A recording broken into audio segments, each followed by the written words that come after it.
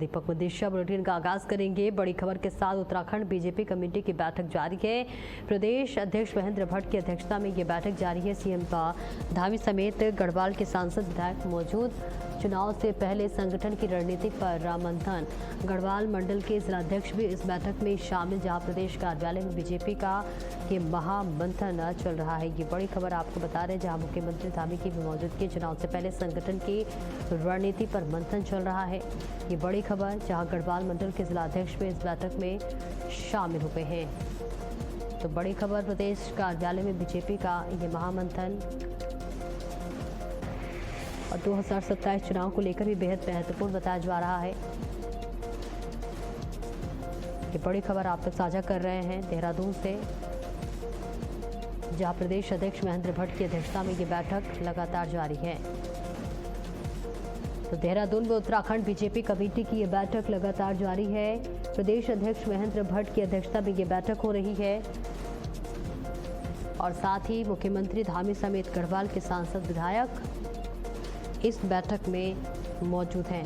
तो बेहद महत्वपूर्ण ये बैठक बताया जा रहा है, जहां देहरादून में उत्तराखंड भाजपा प्रदेश कार्यालय में 2027 विधानसभा चुनाव की तैयारियों और संगठन को बूथ स्तर तक और मजबूत करने के लिए महेंद्र भट्ट की अध्यक्षता में उत्तराखंड में लगातार उच्चस्तरीय बैठकें जारी है। और इन बैठकों में मुख्यमंत्री पुष्कर सिंह धामी सहित पार्टी के सांसद, विधायक और वरिष्ठ पदाधिकारी शामिल हुए हैं। तस्वीर आप तक साझा कर रहे हैं, जहां 2027 के उत्तराखंड विधानसभा चुनाव को लेकर ध्यान में रखते हुए कार्यकर्ताओं को सक्रिय करना और साथ ही राजनीतिक माहौल की समीक्षा करना है।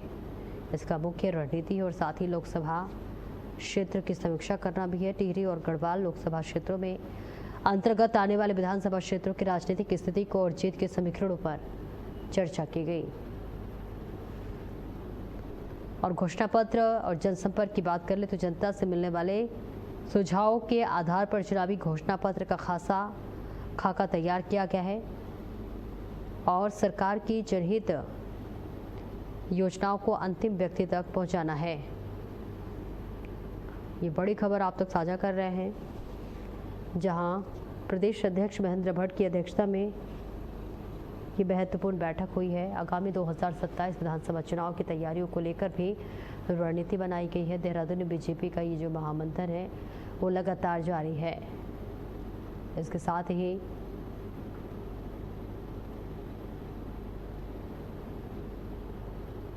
दो 2027 चुनाव से पहले बीजेपी की ये बैठक बेहद अहम मानी जा रही है। जनता से मिलने वाले सुझाव के आधार पर चुनावी घोषणा पत्र का खाका तैयार करना और सरकार की जनहित योजनाओं का अंतिम व्यक्ति तक पहुंचाना भी इस बैठक का उद्देश्य है। बेहद महत्वपूर्ण ये बैठक बताया जा रहा है, जहां हाल ही में घोषित नई प्रदेश कार्य समिति के साथ समन्वय बनाकर बूथ स्तर तक पार्टी को ढांचे को धार देना है। और मसूरी में उत्तराखंड के गांधी इंद्रमणि बडोनी की पुण्यतिथि पर मंगलवार को बडोनी चौक पर श्रद्धांजलि कार्यक्रम आयोजित किया गया। स्थानीय लोगों और विभिन्न संगठनों के प्रतिनिधियों ने उनकी प्रतिमा पर माल्यार्पण कर उन्हें बहुत बहुत श्रद्धांजलि दी है और इंद्रमणि बडोनी अमर रहे के नारे लगाए। वक्ताओं ने कहा कि बडोनी ने अलग उत्तराखंड राज्य के साथ पहाड़ की संस्कृति, पहचान और स्थानीय हितों के लिए जीवन भर संघर्ष किया। इस दौरान सरकार से उनके जीवन और विचारों को स्कूलों के पाठ्यक्रमों में शामिल करने, मसूरी में उनके जीवन से जुड़ा संग्रहालय और उनके नाम पर ऐतिहासिक भवन बनाने की मांग की गई। वक्ताओं ने कहा कि बडोनी की विरासत के केवल प्रतिमा तक सीमित न रहकर उनके विचारों को शिक्षा और विकास से जोड़ना ही सच्ची श्रद्धांजलि है। हल्द्वानी में करंट की चपेट में आने से पिता और बेटी की मौत हो गई है। ये देखिए, बडोनी की पुण्यतिथि पर उन्हें श्रद्धांजलि दी गई है। मसूरी में बडोनी अमर रहे के नारों से पूरा क्षेत्र गूंज उठा, जहां बडोनी की विरासत को याद किया गया और साथ ही बडोनी के विचारों को आगे बढ़ाने के लिए मांग की गई। तमाम दिग्गजों की यहाँ मौजूदगी रही। बडोनी की पुण्यतिथि पर उन्हें बहुत बहुत श्रद्धांजलि अर्पित की गई। तमाम दिग्गजों की मौजूदगी रही और मसूरी पूरा गूंज उठा बडोनी अमर रहे के नारों से और सभी ने श्रद्धांजलि व्यक्त की। तो देखिए, बडोनी के विचारों को आगे बढ़ाने की मांग की गई है। बडोनी की पुण्यतिथि पर सभी ने उनको बहुत बहुत श्रद्धांजलि दी।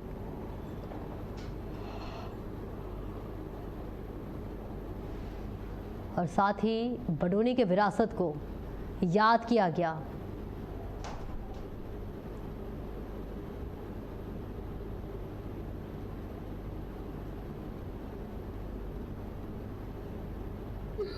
देखिए, आज पर्वतीय गांधी के रूप में विख्यात इन्होंने बडोनी जी की 27वीं पुण्यतिथि है और हमने आज यहाँ पर हमेशा की तरह जो है उन्हें याद किया है। पूरी मुस्लिम ने उनको याद किया है, यहाँ पर उनको श्रद्धांजलि दी गई है।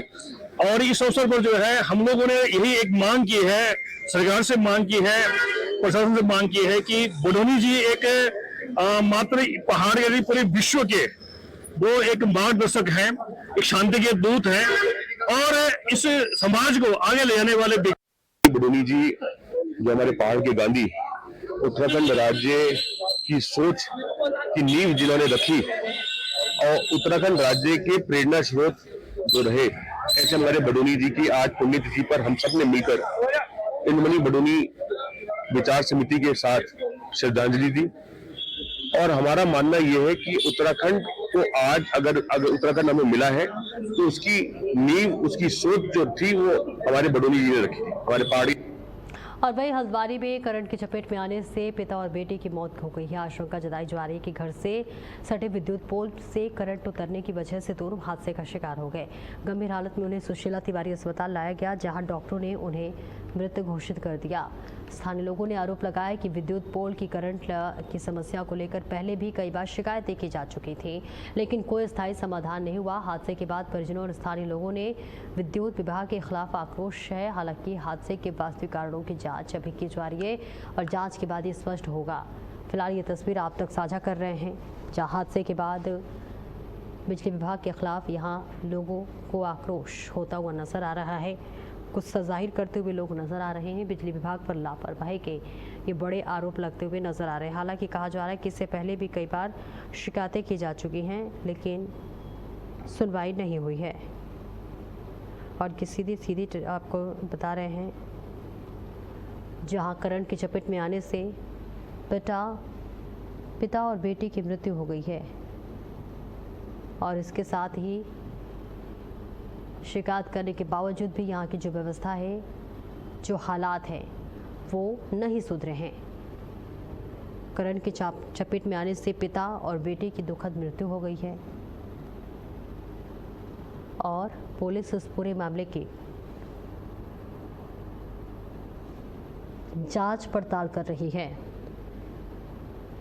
तो ये तस्वीर आप तक साझा कर रहे हैं। हादसे के बाद बिजली विभाग के खिलाफ लोगों में गुस्सा दिखाई दे रहा है, रोष प्रकट करते हुए नजर आ रहे हैं, नाराजगी जाहिर करते हुए नजर आ रहे हैं। जहां शिकायतों के बावजूद भी जो व्यवस्था है वो नहीं सुधरी है। हादसे के बाद बिजली विभाग के खिलाफ लोगों में आक्रोश है। स्थानीय लोगों ने भी नाराजगी जताई है। ये बड़ी खबर आप तक साझा कर रहे हैं, जहां बताया जा रहा है कि गंभीर हालत में उन्हें सुशीला तिवारी अस्पताल ले जाया गया, जहां डॉक्टरों के मुताबिक उसे मृत घोषित कर दिया गया। स्थानीय लोगों ने आरोप लगाया कि विद्युत पोल के करंट की समस्या को लेकर पहले भी कई बार शिकायत की जा चुकी है, लेकिन अभी तक उनकी किसी भी शिकायत को सुना नहीं गया है। और लक्सर पुलिस की बड़ी कार्रवाई सामने आई है। पुलिस ने बिना अनुमति चल रहे अवैध ब्लड डोनेशन कैंप का भंडाफोड़ किया है।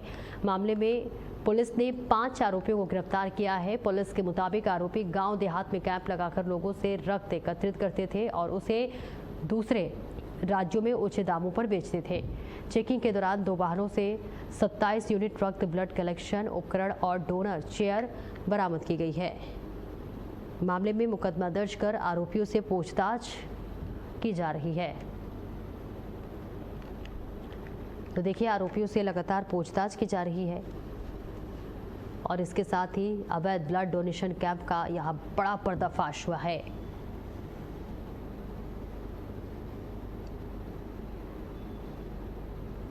अब तक इस पूरे मामले में 5 लोगों को गिरफ्तार किया गया है।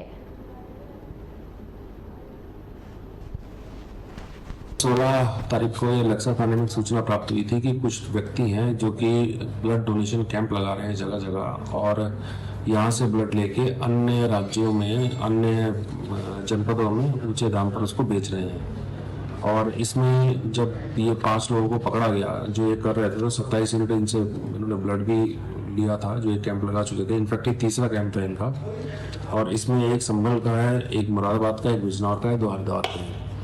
और इसमें पूछताछ से पता चला कि यहाँ से ये ब्लड लेते थे तो 1 यूनिट को 8-8 हज़ार तक का ये बिजनौर में बेच रहे थे। कपकोट विधानसभा में विकास कार्यों को लेकर बीजेपी नेता और पूर्व विधायक शेर सिंह गड़गिया ने तीखी प्रतिक्रिया दी है। उन्होंने वर्तमान विकास मॉडल पर गंभीर सवाल खड़े किए हैं। उन्होंने कहा कि कपकोट में ऐसा विकास हो रहा है जो हर साल सरयू नदी के साथ ही बहकर टनकपुर पहुंच जाता है। उनका कहना है कि करोड़ों रुपए खर्च होने के बावजूद जनता मूलभूत सुविधाओं के लिए संघर्ष कर रही है। गड़गिया ने अमेरिका की तर्ज पर जनप्रतिनिधियों की खुली समीक्षा और विकास पर सार्वजनिक बहस की मांग उठाई है। उन्होंने कहा है कि जनता और विधायकों के बीच संवाद की कड़ी कमजोर पड़ रही है। तो तस्वीर आपके टीवी स्क्रीन पर साझा कर रहे हैं, जहां जनता और विधायकों के बीच संवाद की कड़ी कमजोर पड़ रही है, और इसे विकास कार्यों पर बीजेपी नेता का ये बड़ा बयान सामने आया है। जहां आपको बता दें, जनता और विधायक के बीच संवाद की कड़ी लगातार जारी है। विकास कार्यों पर बीजेपी नेता का ये बड़ा सामने आया है, जहां विकास कार्यों को लेकर बीजेपी नेता और पूर्व विधायक शेर सिंह गड़गिया ने तीखी प्रतिक्रिया दी है। उन्होंने वर्तमान विकास मॉडल पर गंभीर सवाल उठाए हैं।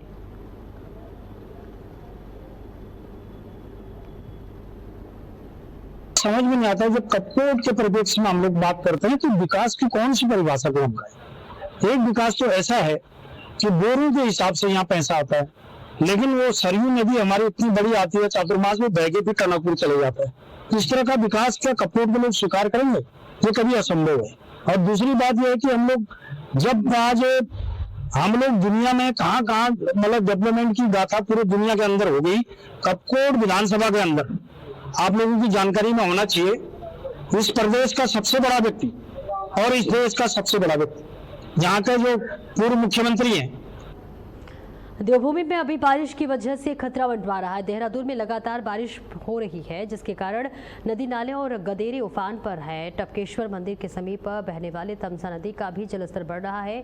मौसम विभाग और प्रशासन लगातार चेतावनी दे रहा है। लोगों से लगातार पहाड़ी क्षेत्रों में लैंडस्लाइड जोन से दूरी बनाए रखने की अपील की जा रही है। साथ ही लोगों से बेहद जरूरी होने पर ही घर से बाहर निकलने को कहा गया है। तो लगातार बारिश के बाद से जलस्तर बढ़ गया है। काफी ज्यादा बाढ़ की यहाँ स्थिति देखी जा रही है, और ऐसे में लोगों को घर में ही रहने की अपील की जा रही है। तस्वीर आप तक साझा कर रहे हैं, जहाँ लगातार बारिश की वजह से यहाँ बाढ़ जैसे हालात हो गए हैं।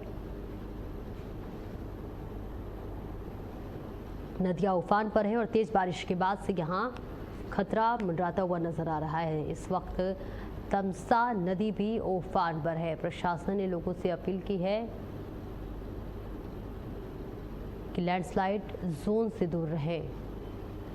तो लैंडस्लाइड जोन से दूर रहने की बात मुख्यमंत्री की तरफ से किया गया है। और हरिद्वार में भी बारिश का कहर देखने को मिल रहा है। लगातार हो रही बारिश के कारण कई प्रमुख चौक चौराहों जलमग्न हो गए हैं। सड़कों पर जलभराव की स्थिति हो गई है, जिसके कारण लोगों को आवाजाही में भारी परेशानी का सामना करना पड़ रहा है। निचले इलाकों में पानी जमा होने से यातायात भी प्रभावित हो रहा है। स्थानीय लोगों का जलभराव के बीच आवाजाही करनी पड़ रही है, और इस बीच प्रशासन और संबंधित विभागों की हालात पर नजर बनी हुई है। तो देखिए, लगातार बारिश की वजह से जनजीवन अस्त व्यस्त हो गया है। सड़कों पर जलभराव की स्थिति देखी जा रही है। लोगों को आवागमन में काफ़ी दिक्कतें और परेशानी हो रही है। लोगों को आवाजाही होने में दिक्कत हो रही है, और साथ ही साथ लगातार बारिश की वजह से जलभराव की स्थिति यहाँ देखने को मिल रही है। कई प्रमुख चौक चौराहे इस वक्त जलमग्न होते हुए नजर आ रहे हैं। लबालब पानी भरा हुआ है सड़कों पर, और इसके साथ ही लोगों को आवाजाही में काफ़ी दिक्कतें और परेशानियां उठानी पड़ रही हैं। तो देखिए, लगातार बारिश के बाद से कई प्रमुख चौराहों पर पानी का लंबा जाम लग गया है। सड़कों पर जलभराव की स्थिति से आवागमन बाधित हो गया है। कड़ी मशक्कत के बाद बहुत ज़रूरी होने पर लोग घरों से बाहर निकल रहे हैं। हालांकि प्रशासन ने भी लोगों से अपील की है कि ऐसे मौसम में घर से बाहर ना निकले, अपना ख्याल रखें और सुरक्षित रहें। तो लगातार बारिश के बाद से ये परेशानी होती हुई लोगों को नजर आ रही है।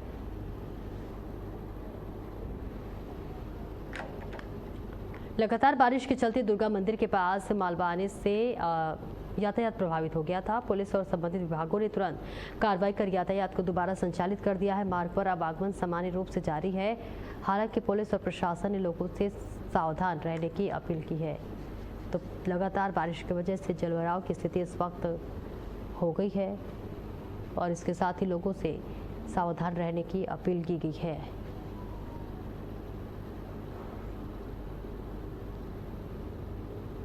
जिसकी तस्वीर आप तक साझा कर रहे हैं। पुलिस और प्रशासन की ओर से लोगों से अपील की गई है कि सावधान रहें, सुरक्षित रहें और अपना ख्याल जरूर रखें। किसी भी तरह की लापरवाही किए जाने पर कार्रवाई तय है। और साथ ही पुलिस और प्रशासन ने लोगों से अपील की है।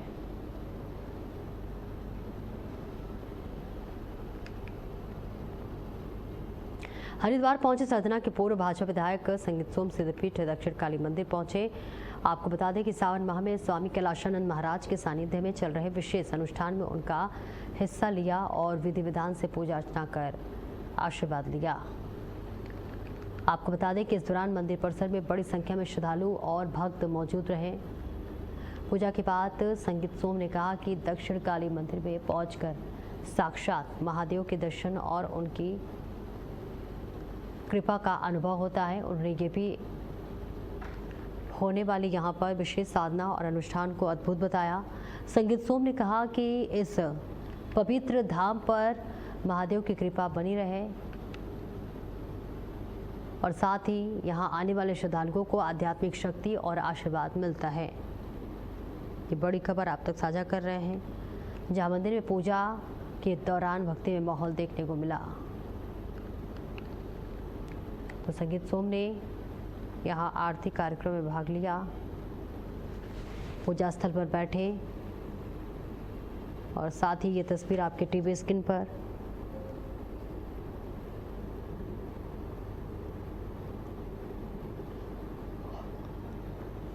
तो सावन में विशेष अनुष्ठान में शामिल हुए हैं। मंदिर में बड़ी संख्या में श्रद्धालु पहुंच रहे हैं और पूजा अर्चना की जा रही है। देखिए यहाँ हमारे गुरुजी आचार्य निरंजनी अखाड़े के आचार्य महामंडलेश्वर श्री श्री 1008 कैलाशानंद जी जो सावन की पूजा करते हैं, वो अद्भुत पूजा है। वो पूजा दुनिया में कहीं देखने को नहीं मिलती। आज भी ऐसे संत हैं जो 22-22 घंटे और 24-24 घंटे भी बैठ कर एक आसन पर पूजा कर रहे हैं। तो हम लोग सब लोग आए हैं, गुरुजी का आशीर्वाद लेना आए हैं और उसी आशीर्वाद के से चल रहे हैं। यही तो सनातन का चमत्कार है, यही तो पूजा का असर है, यही गुरुदेव की जो पूजा है। और हरिद्वार में लगातार बारिश के कारण गंगा नदी चेतावनी स्तर के करीब पहुंच चुकी है। अभी गंगा करीब 293 मीटर पर बह रही है। बढ़ते जलस्तर को देखते हुए प्रशासन पूरी तरह अलर्ट मोड पर है। गंगा के जलस्तर की लगातार मॉनिटरिंग की जा रही है। गंगा किनारे रहने वाले लोगों को जो है श्रद्धालुओं को सतर्क रहने की भी अपील की गई है और ऐसे में किसी भी आपात स्थिति से निपटने के लिए तैयारियां भी तेज कर दी गई हैं। तो देखिए तस्वीर आप तक साझा कर रहे हैं। चेतावनी स्तर पर करीब गंगा नदी पहुंच गई है, जिसके बाद लोगों को चेताया जा रहा है। हालांकि इस पूरे मामले पर प्रशासन भी अलर्ट मोड पर है। तो जलस्तर की लगातार मॉनिटरिंग की जा रही है। गंगा किनारे रहने वाले लोगों और श्रद्धालुओं से अपील की जा रही है कि आपात स्थिति से निपटने के लिए तैयार रहें, क्योंकि लगातार बारिश के बाद से जल भरा हो गया है।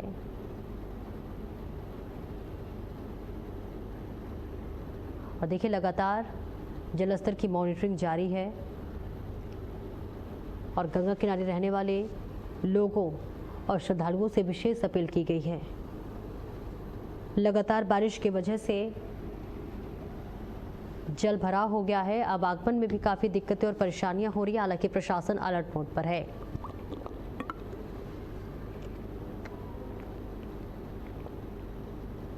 तो तस्वीर आप तक साझा कर रहे हैं, जहां लगातार बारिश की वजह से रास्ते अवगमन हो गए हैं। जहां देखिए वहां पानी पानी नजर आता है और ऐसे में प्रशासन ने लोगों से अपील की है कि घर में रहें, सुरक्षित रहें और अपना ख्याल जरूर रखें। ये खबर आप तक साझा कर रहे हैं, जहां लगातार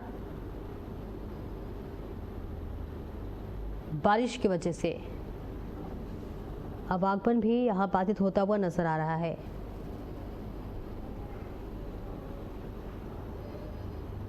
और 13 अगस्त को हुई, आपको बताते चले कि THDC निर्माणाधीन टनल में दुर्घटना के बाद एक मजदूर अभी भी गायब है।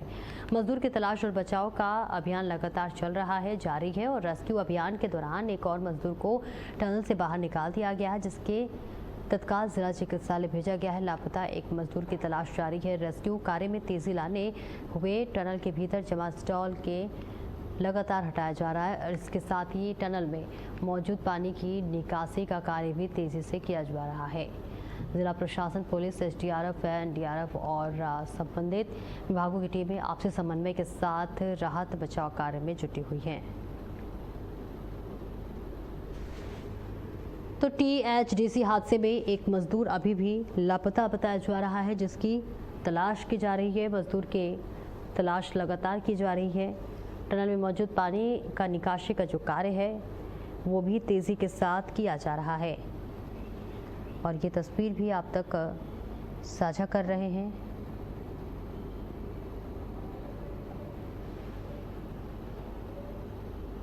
और इसी के साथ इस बुलेटिन में इतना ही। खबरों का सिलसिला लगातार जारी है।